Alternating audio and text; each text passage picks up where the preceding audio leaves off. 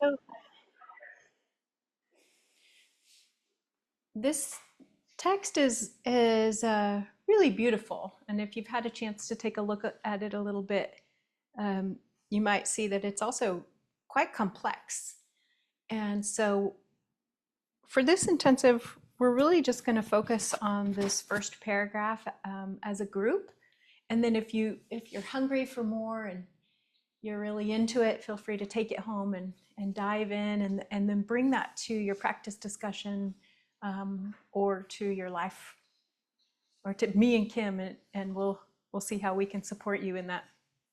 But for today, we would just like to read the first paragraph. And so we're looking for 3 volunteers, maybe some different voices, maybe one online at least, and one male, one female, something like that. So raise your hand if you want to read one paragraph. I'll read one. Okay, John Eric, you can start us off. Can somebody see? I'm sorry, I forgot my glasses in the other room. If someone online raises their hand, John Eric, can you see it? Not yet. Yeah, I don't see nobody's hand. Nellie's hand is up. Nellie? Nellie. Okay, thank you, Nellie. And one more volunteer, Lisa. Okay, great. So yeah, let's go in that order and take your time with it. Allow the words to just flow, and as you're hearing the words, allow them to just sort of wash over you.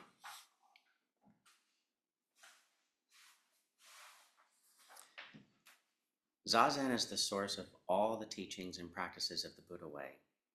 Although the word Zazen literally means sitting concentration, it is not limited to concentration practice.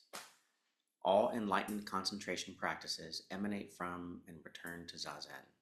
Here, one's mind is concentrated without relying on any contrivance and is not necessarily focused continuously on any particular object. There are concentration practices, and if one is practicing thus, Zazen is just being upright and unmoving in the midst of such a practice. If we are not practicing concentration, it is just sitting still in the middle of not practicing concentration. It is simply pure presence, untouched by all human agency. Many people attempt to concentrate their minds and, according to their own definition, are unsuccessful.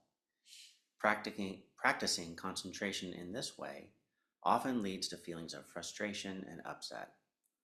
Even if one is successful in achieving concentration by personal effort, the mind is still somewhat disturbed by such striving.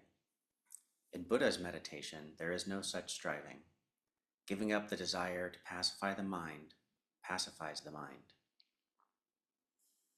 Thank you. Nellie? For this reason, if I give beginners Zazen instructions. Oh, sorry, Nellie, we're just going to read. I apologize. Just reread the first paragraph. Okay. Zazen is the source of all the teachings and practices of the Buddha way. Although the word Zazen literally means sitting concentration, it is not limited to concentration practice. All enlightened concentration practices emanate from and return to Zazen.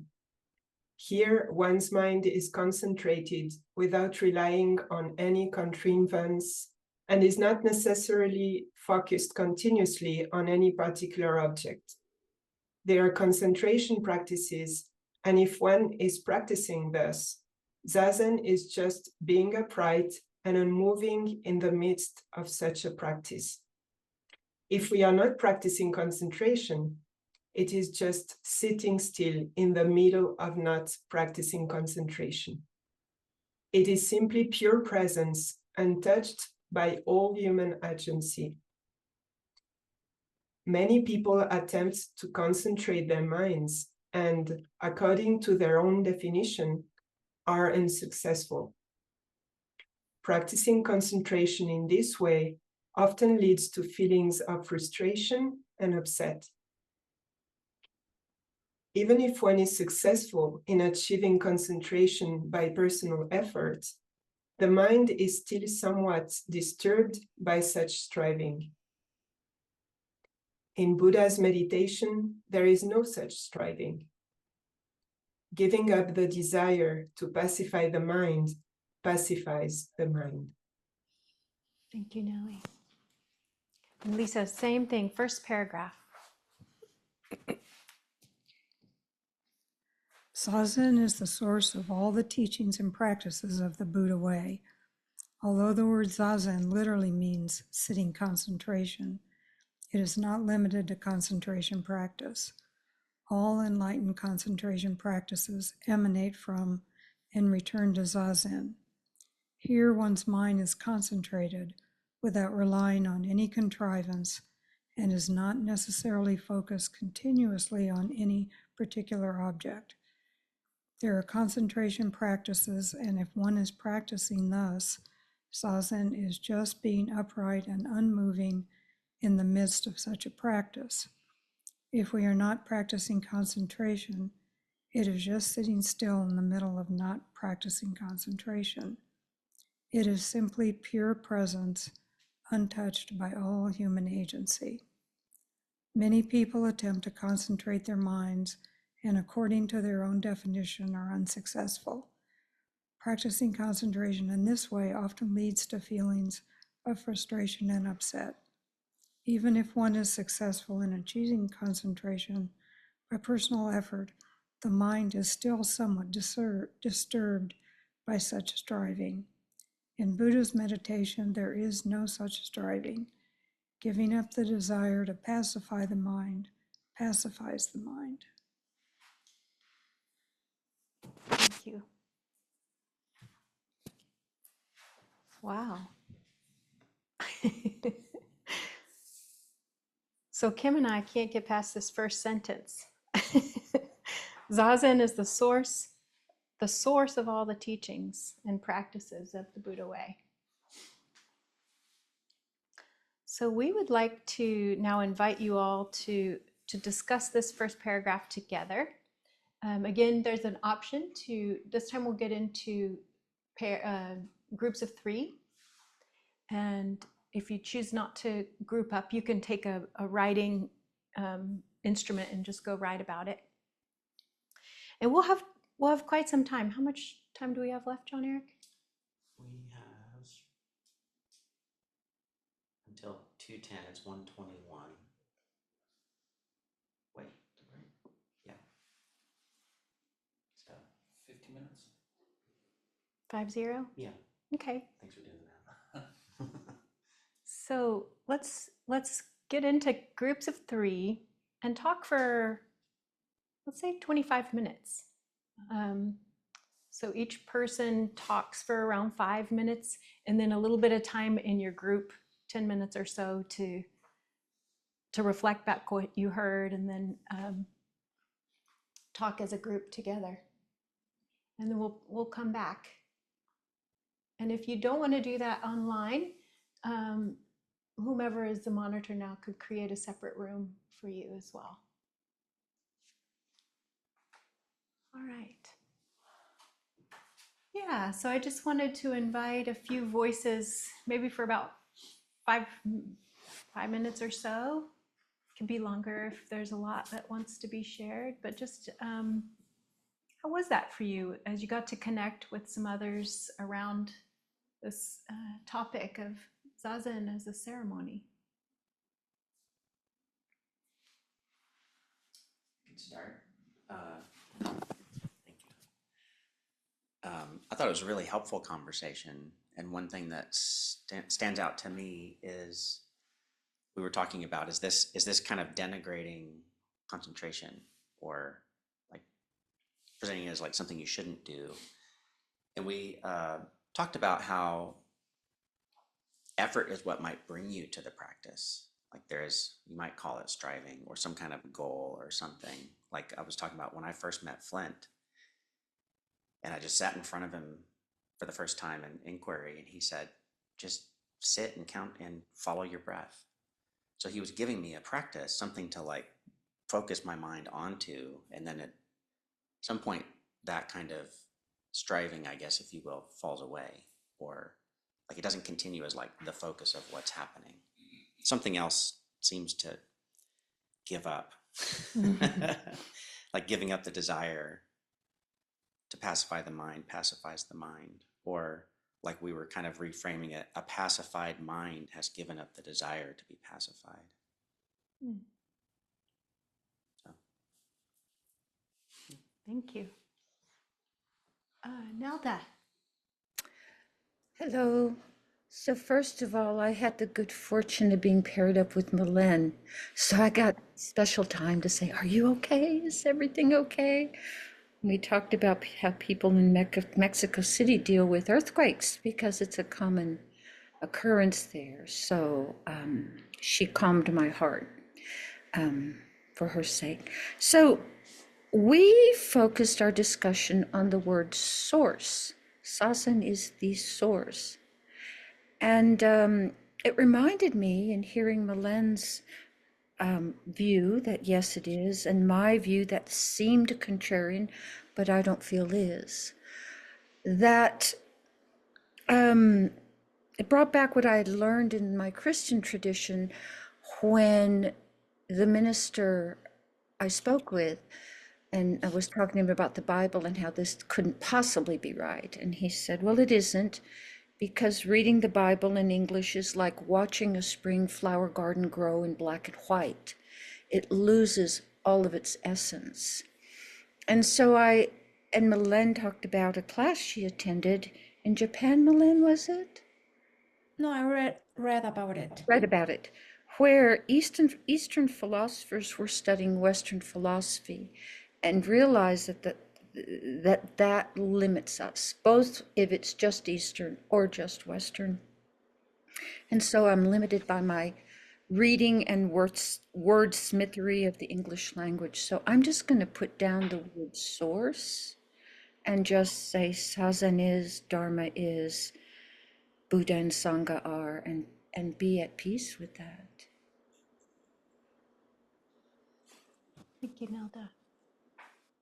Any aha moments? Anything that felt like something arose for you personally out of the conversation itself?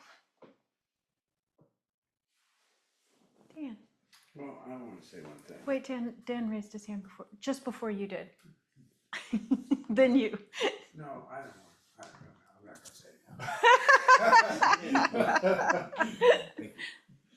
I was just curious. I feel like I hadn't heard about shikantaza or just sitting meditation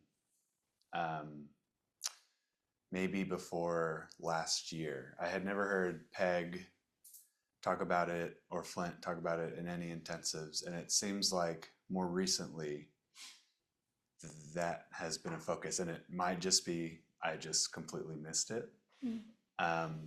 I'm just curious if there's an intention to focus on that now, or if, I don't know, is there anything around that?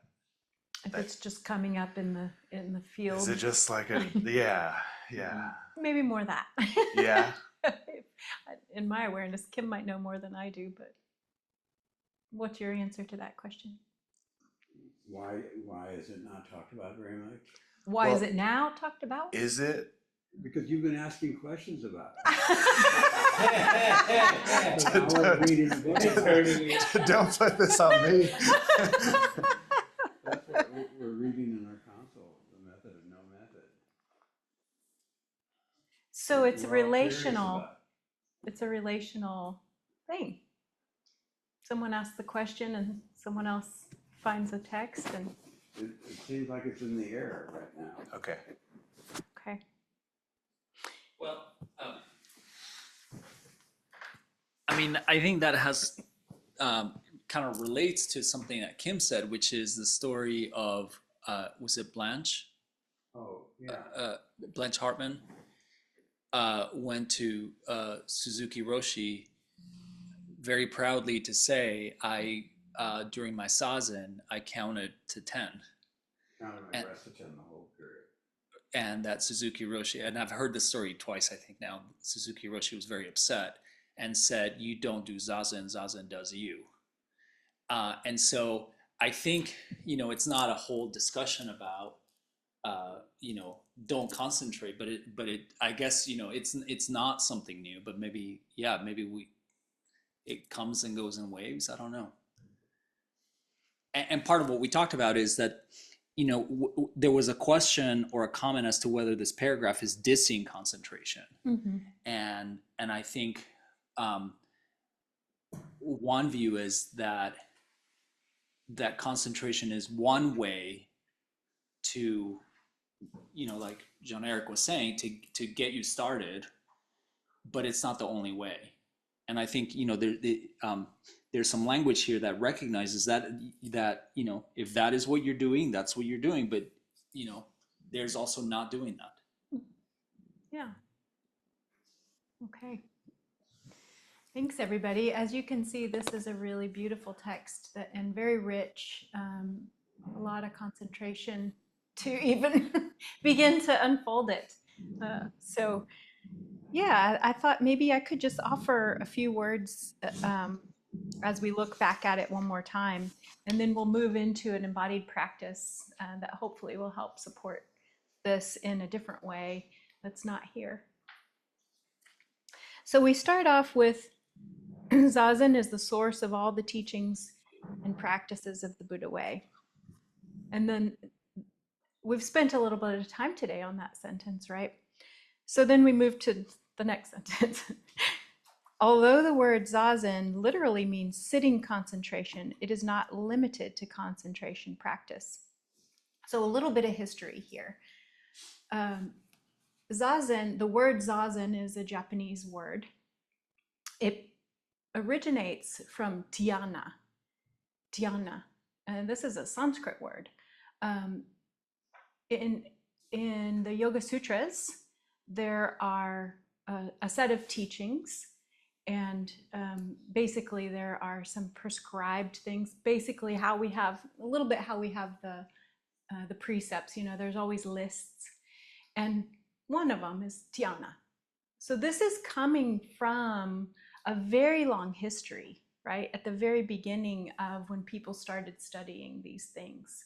This is coming from the ancient seers and the yogis who were practicing dhyana. And it's one of many. There's the yamas and the niyamas, and it's one of these. It's just one. But then it moved from India to China. And in China, it became, instead of saying, they couldn't say dhyana, so they said Chan. And Chan then moved to Japan and became Zen.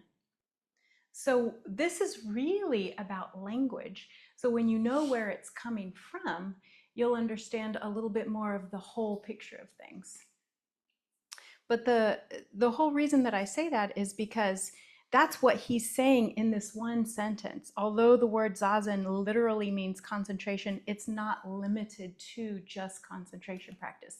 He's referring to everything that ever was. So the yamas and the niyamas, the prescriptions of do this and don't do that, like don't harm anybody, but do be clean, don't lie, but do have a concentration practice. This is all reflected in this one word. So now we can see how we're getting really deep and rich in the teachings of, although it means this, it's coming with everything else before it, all the history that came before it.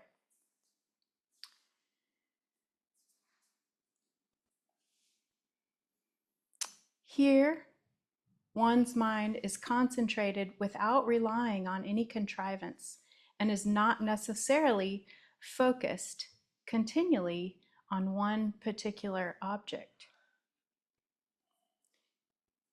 Here, one's mind is concentrated without relying on any contrivance and is not necessarily focused continually on any particular object. So let's try it, okay? Let's put our papers down, get comfy in our seats. What does contrivance mean? Contrivance to me means like,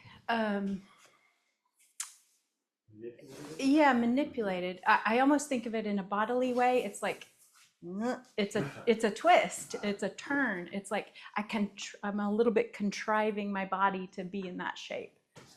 I'm going to make something happen. Going to make something happen. Yeah. A little negative word. Yeah. Yeah.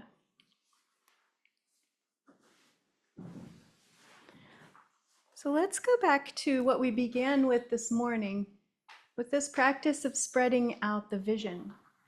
And with all this content, you can just sort of let the content rest inside of you now. Your mind has it.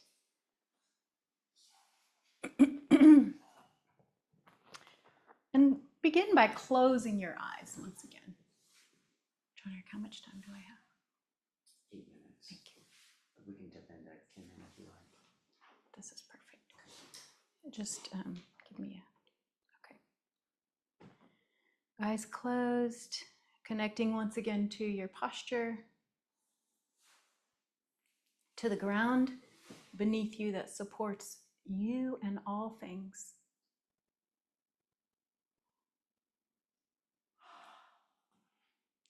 To the air and the sky and your own breath. Connect.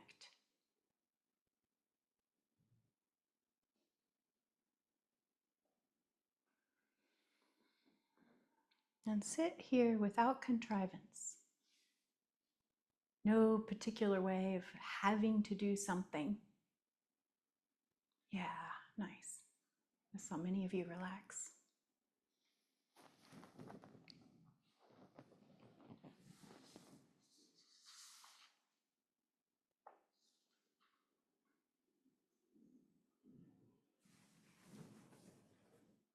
Beginning at the crown of the head, just notice your head, your skull, your face, your neck, your shoulders and arms, your torso, your seat, your legs.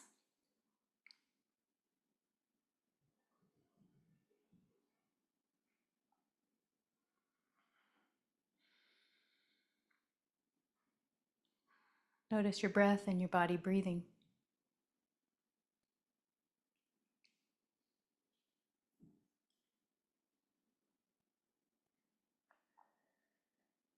And again, when you're ready, open your eyes and stare at something. And I want to invite you to first use that foveal or that focused vision, just like we did at the very beginning of the day. Kind of the way that you do when you're reading or you're looking at a screen or you're doing a painting. This is an important way of seeing and of concentration. And it's also something that we've done and maybe do a little too much now. Just think of all the time that you spend deeply concentrating on details. If it helps, you can also look around the room. Let your eyes be a little bit detail focused. Maybe notice the difference in colors or movement. And just notice what that does in your body.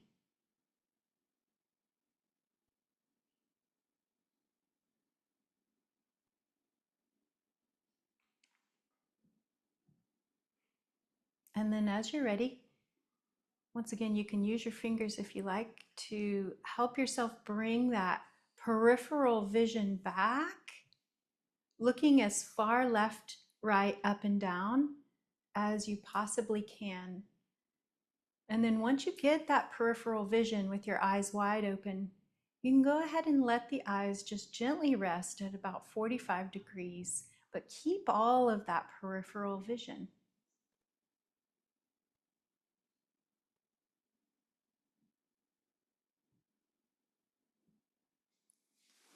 Notice what that does.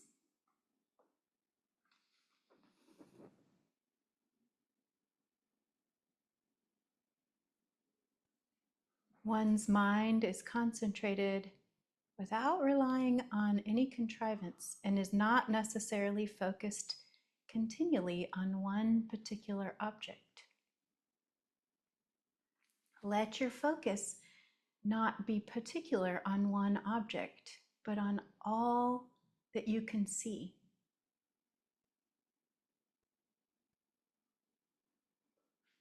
Just notice what this does to your body-mind.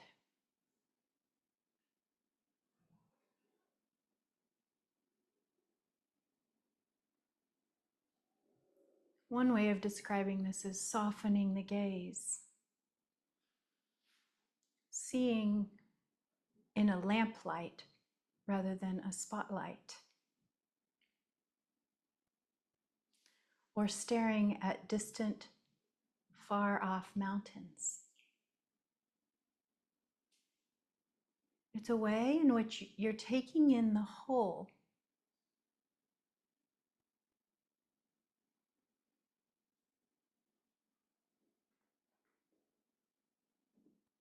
And now finally allow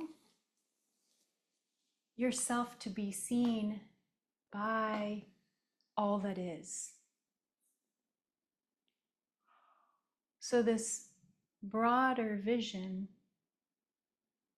you are included in it.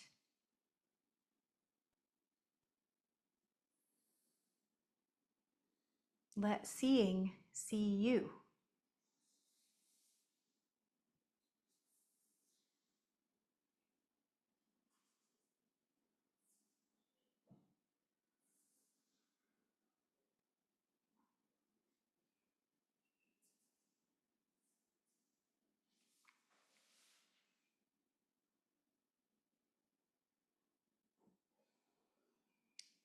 You can invite the other senses if you'd like, expanding out the hearing as far as it can go to the furthest sound.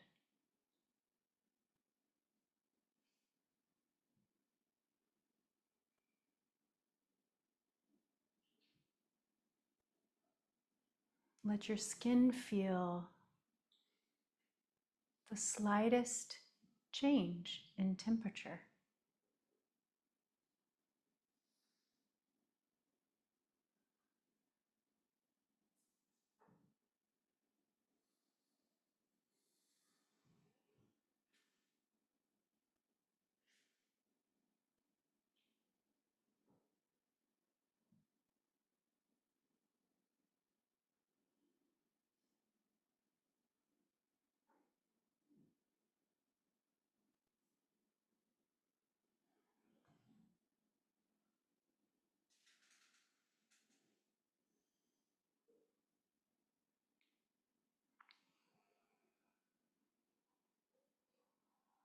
Experiencing emergence, one flow